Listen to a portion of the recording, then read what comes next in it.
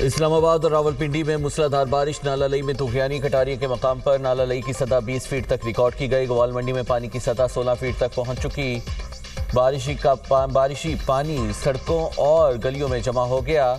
G6 میں under passes بارشی پانی سے بھر گئے۔ کئی علاقوں میں پانی گھروں میں داخل ہو گیا۔ سیدپور میں سب سے زیادہ 85 ملی میٹر بارش ریکارڈ کی گئی۔ جڑواں شہروں میں بارش کے باعث کئی علاقوں میں بجلی کی فراہمی متاثر ہو گئی۔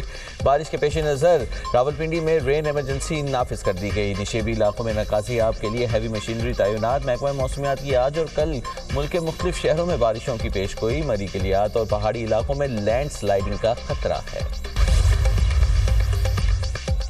امریکہ کی معاشی جنگ میں مددگار ممالک کے مفادات کو نشانہ بنائیں گے۔ امریکیوں نے انقلاب ایران مخالف گروہوں سے ملاقاتیں کی تو وہاں حملہ کیا جائے گا۔ سربراہ قومی سلامتی کونسل ایران محسن رضائی کا صدر ٹرمپ کے بیان پر رد عمل۔ کہا، مکہ معاہدے کا مطلب ہے کہ امریکہ نے ان ممالک کو آگاہ کر دیا ہے کہ وہ خطہ چھوڑنا چاہتا ہے۔ صدر ٹرمپ کے اقدامات سے خدشہ ہے کہ مزید ممالک ایٹمی ہتھیار حاصل کرنے کی کوشش کریں گے۔ امریکہ نے مذاکرات، سفارتکاری اور خود اپنے دستخطوں کو دھوکہ دیا۔ دنیا ایران کو نئے انداز سے دیکھ رہی ہے۔ جنگ کے طریقے میں یقیناً تبدیلی لائی جائے گی۔ امریکہ سے جنگ کے تجربات اگلی جنگ میں استعمال کریں گے۔ امریکی سمجھتے تھے کہ وہ چند روز میں جنگ ختم کر کے تیل اور گیس پر قبضہ کر لیں گے۔ جنگ میں 1200 آئل ٹینکرز استعمال کے قابل نہیں رہے۔ 15% عالمی فلیٹ ناکارہ ہو گیا۔ ایران کے صدر Masoud Pezeshkian, speaker parliament Bagher Ghalibaf اور عدلیہ کے سربراہ کی ملاقات۔ ایران کے خلاف معاشی جنگ کے اعلان سے پیدا صورتحال سے نمٹنے کی حکمت عملی طے کی گئی۔ سابق امریکی وزیر دفاع لیون پینیٹیا خبردار کرتے ہیں کہ ایران کے خلاف چھیڑی گئی معاشی جنگ سے امریکہ کو کوئی خاطر خواہ کامیابی حاصل نہیں ہوگی۔ ایران آبنائے ہرمز بند کر کے امریکہ پر اقتصادی دباؤ بڑھا رہا ہے۔ ٹرمپ انتظامیہ کے حالیہ اقدامات تہران کو ہتھیار ڈالنے پر مجبور نہیں کر سکیں گے۔ امریکہ کو زیادہ دباؤ کی پالیسی کی بجائے تہران کے ساتھ سفارتی راستہ اختیار کرنا چاہیے۔ امریکی فوج کے سابق آفیسر سیڈرک لائٹن نے کہا ہے کہ ٹرمپ انتظامیہ کی جانب سے ایران کو غذا اور طبی سامان کی راہ میں رکاوٹیں ڈالنا جنگی جرم ہوگا۔ ٹرمپ انتظامیہ کے اقدام سے عالمی سطح پر بہت چیخ و پکار مچے گی۔ اقدام سے دیگر ممالک کا امریکہ سے متعلق رویہ بھی تبدیل ہو سکتا ہے۔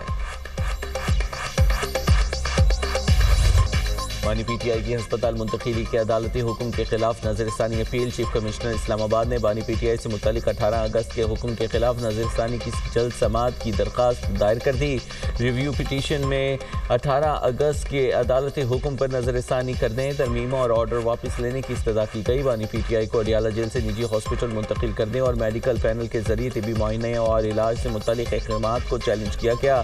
ریویو پٹیشن میں 27ویں آئینی ترمیم کے بعد عدالتی دائرہ اختیار اور جیل قوانین سے متعلق اہم قانونی سوالات اٹھائے گئے ہیں۔ درخواست گزار کے مطابق معاملہ صرف طبی سہولیات کا نہیں بلکہ متعلقہ قانونی اور آئینی دائرہ اختیار سے بھی متعلق ہے۔ عدالتی حکم وقت کی پابندی پر مبنی تھا، اس لیے معاملے کی فوری سماعت ضروری ہے۔ بانی پی ٹی آئی کو شفا ہسپتال منتقل نہ کرنے پر توہین عدالت کی درخواست سپریم کورٹ میں دائر۔ تحریک انصاف نے 18 اگست کے حکم کی خلاف ورزی پر کارروائی کی استدعا کر دی۔ سلمان اکرم راجہ اور عزیر بھنڈاری نے وزیر قانون اعظم نذیر تارڑ اور عطا اللہ تارڑ کے خلاف توہین عدالت کی درخواست دائر کی۔ چیف کمشنر اسلام آباد اور جیل سپرنٹنڈنٹ اڈیالہ جیل کو بھی فریق بنایا گیا ہے۔ درخواست میں کہا گیا ہے کہ سپریم کورٹ نے 18 اگست کو بانی پی ٹی آئی کو 2 روز میں شفا انٹرنیشنل ہاسپٹل منتقل کرنے کا حکم دیا تھا۔ عدالتی حکم کے مطابق بانی کا طبی معائنہ ماہرین پر مشتمل میڈیکل بورڈ نے کرنا تھا۔ بانی پی ٹی آئی اور ان کی بہن کو شفا انٹرنیشنل ہاسپٹل کی بجائے پمس پہنچایا گیا۔ پمس میں بھی بانی کا عدالتی حکم کے مطابق مکمل طبی معائنہ نہیں کیا گیا۔ پمس میں صرف آنکھوں کا معمولی معائنہ، آنکھوں میں انجیکشن لگایا گیا جبکہ بلڈ پریشر بھی چیک کیا گیا۔ 21 اگست کی صبح بانی پی ٹی آئی کو اڈیالہ جیل میں دوبارہ ان کے سیل منتقل کر دیا گیا۔ عدالتی حکم کی خلاف ورزی پر متعلقہ حکام کے خلاف توہین عدالت کی کارروائی کی جائے۔ بانی پی ٹی آئی کو فوری شفا ہسپتال منتقل کرنے کا حکم دیا جائے۔ وکیل بانی پی ٹی آئی خالد یوسف چودھری نے جیل حکام کو خط لکھ دیا۔ سپرنٹنڈنٹ اڈیالہ جیل سے 24 گھنٹے میں پاور آف اٹرنی پر دستخط کرانے کا مطالبہ بھی کر دیا۔ صحت کے معاملات کے اندر سیاست کو ملوث نہیں کرنا چاہیے۔ جو یہ قیدی صاحب جو ہیں جن کے حوالے سے یہ آرڈر آیا، یہ جب وزیر اعظم بھی تھے اور برسر اقتدار تھے تو یہ بذات خود لوگوں کی صحت پر طنز کرتے تھے، جملے کستے تھے، تضحیک آمیز باتیں کرتے تھے۔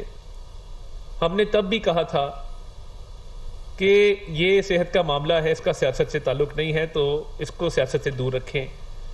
آج جب ان کی صحت کے حوالے سے کورٹ کا ایک آرڈر آیا، تب بھی پوری گورنمنٹ، آپ نے نہیں دیکھا ہوگا کہ ہم نے کوئی خدا نخواستہ تضحیک کی ہو، توہین آمیز رویہ اپنایا ہو، یا کسی بھی قسم کا کوئی تانے بازی کی ہو۔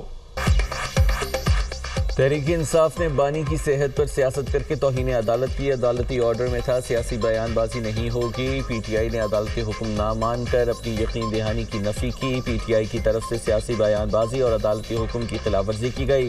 وزیر اطلاعات عطاء اللہ تالر کی گفتگو کہتے ہیں پی ٹی آئی نے توہین عدالت کے بنیادی درخواست دائر کی، جبکہ بانی کے علاج معالجے کے لیے انتظامیہ نے عدالتی آرڈر پر عمل درآمد کیا۔ بانی پی ٹی آئی کا طبی معائنہ شفاف طریقے سے کرایا گیا۔ بانی کے معائنے کے دوران ان کی ہمشیرہ موجود تھیں۔ بانی کے علاج میں پی ٹی آئی کی طرف سے رکاوٹیں کھڑی کی گئیں۔ شفا انٹرنیشنل ہاسپٹل کے باہر ٹولیوں کی شکل میں لوگ کس نے جمع کیے؟ پریس کانفرنس کر کے کیا عدالتی حکم کی خلاف ورزی نہیں کی گئی؟ حکومت نے ایک دن بھی بانی کا علاج نہیں روکا۔ بانی پی ٹی آئی کی صحت کے معاملے پر سیاست نہ کی جائے۔ پمس کی پریس ریلیز کے مطابق بانی پی ٹی آئی صحت مند ہے۔ فی ایکڑ پیداوار بڑھانے کے لیے کسانوں کی معاونت اولین ترجیح۔ زرعی شعبے کی ترقی کے لیے حکومتی پالیسی اقدامات پر عمل درآمد سے متعلق اجلاس۔ وزیر اعظم کی کسانوں کو معیاری بیج کی فراہمی یقینی بنانے کی ہدایات۔ کہا فصلوں کی پیداوار کے قومی سطح پر تخمینوں کے لیے جامع پلان مرتب کیا جائے۔ زرعی تحقیق کے اداروں کو مزید فعال بنایا جائے۔ کسان حکومت کی زرعی شعبے میں جدت کی اصلاحات سے استفادہ کریں۔ چین سے تربیت حاصل کرنے والے طلباء کے تجربات سے فائدہ اٹھایا جائے۔ وزیر اعظم نے نیشنل ایگریکلچر ریسرچ سینٹر کی اصلاحات کی منظوری دے دی۔ جلد مکمل کرنے کی ہدایات۔ اجلاس کو گندم کی طلب، کاشت کے رقبے اور آئندہ فصل کی پیداوار کے تخمینے پر بریفنگ۔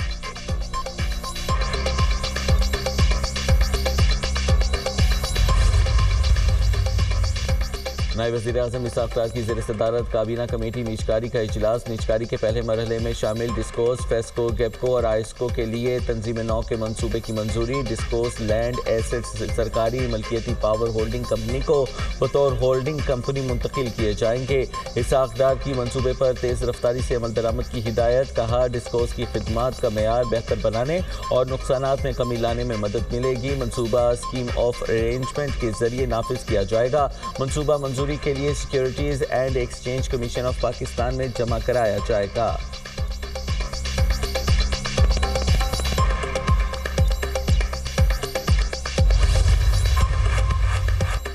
پنجاب میں بیرونی سرمایہ کاری لانے کا مشن۔ کینیڈا گیٹ وے ایکسپو 2026 کی افتتاحی تقریب سے وزیر صنعت و تجارت پنجاب چودھری شافع حسین کا خطاب۔ کہا پاکستان اور کینیڈا میں تجارت بڑھانے کی گنجائش موجود ہے۔ دونوں ممالک کے درمیان تجارت، سرمایہ کاری اور کاروباری روابط بڑھانا وقت کی ضرورت ہے۔ کینیڈین سرمایہ کار پنجاب آئیں، حکومت انہیں ہر ممکن سہولیات فراہم کرے گی۔ پنجاب میں الیکٹرک گاڑیوں سے متعلق سرمایہ کاری کے وسیع مواقع ہیں۔ چاہتے ہیں پاکستانی صنعت کار اور برآمد کنندگان کینیڈین مارکیٹ میں اپنا حصہ بڑھائیں۔ اوورسیز پاکستانی وطن عزیز کے حقیقی سفیر اور پاکستان کا قیمتی اثاثہ ہیں۔ اوورسیز پاکستانی پاکستان اور کینیڈا کے درمیان معاشی پل کا کردار ادا کر سکتے ہیں۔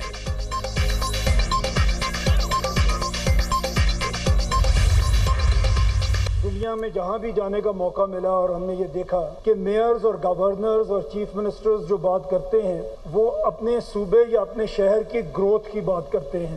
اب پنجاب کو آپ دیکھیں، پورے پاکستان میں کہیں بھی پنجاب کو گالی دی جاتی ہے۔ پنجابیوں کے شناختی کارڈ دیکھ کے انہیں بسوں سے اتار کے قتل کیا جاتا ہے۔ تو اس کی وجہ شاید یہی ہے کہ ہم باقی 3 صوبوں کو ملا کے بھی ان سے بڑے ہیں۔ جو بلوچستان کے 8 ڈویژنز میں صوبے بنیں گے، پر پرسن سب سے زیادہ پیسہ جو فیڈرل گورنمنٹ کی طرف سے یا ان کی منرلز کی طرف سے جائے گا وہ 8 صوبے ہوں گے جو بلوچستان کے علاقے میں بنیں گے۔ اور اس کے بعد جو صوبے سب سے زیادہ امیر ہوں گے وہ سندھ کے علاقے میں جو صوبے بنیں گے وہ دوسرے نمبر پہ سب سے زیادہ امیر صوبے ہوں گے۔ آج کراچی، لاہور، اسلام آباد، کوئٹہ اور پشاور کے علاوہ کسی صوبے نے کوئی شہر آباد نہیں کیا۔ ہمیں بجائے حکمران بدلنے کے نظام کو دیکھنا ہوگا۔ पंजाब के लोग तैयार हैं कि छोटे सूबे बनाए जाएं। पंजाब सबसे ज़्यादा कुर्बानी देता है लेकिन नफरत मिलती है। सूबे छोटे करें ताकि लोग एक दूसरे को गासिब ना समझें। बलूचिस्तान के 8 डिवीजन्स में सूबे बन सकते हैं। बलूचिस्तान के सूबे सबसे ज़्यादा अमीर होंगे। दूसरे नंबर पर सिंध के नए सूबे अमीर होंगे। Chairman Punjab group of colleges मियां आमिर महमूद का तकरीब से खिताब। कहा दुनिया के हर मुल्क से आबादी बढ़ने के साथ साथ नए इंतजामी यूनिट्स भी बनाए गए। पाकिस्तान में नए सूबे बनने से अखराजात कम होंगे। पाकिस्तान में स्कूल ना जाने वाले बच्चों की तादाद दुनिया में सबसे ज़्यादा है। हमने अपना 20 साल बाद का मुस्तकबिल भी ख़राब कर लिया। हमने आज तक सिर्फ सूबों के दारुल हुकूमतों पर तवज्जो रखी और उन्हीं को आबाद किया। आज तक तमाम सूबों ने कराची, लाहौर, इस्लामाबाद, कोयटा और पेशावर के अलावा कोई नया शहर आबाद नहीं किया। अच्छी गवर्नेंस के बगैर बेहतर मुस्तकबिल मुमकिन नहीं। हुक्मरान बदलने के बजाय निज़ाम बदलना होगा। मेरा सूबा मेरा निज़ाम मुहिम को आगे बढ़ाना होगा।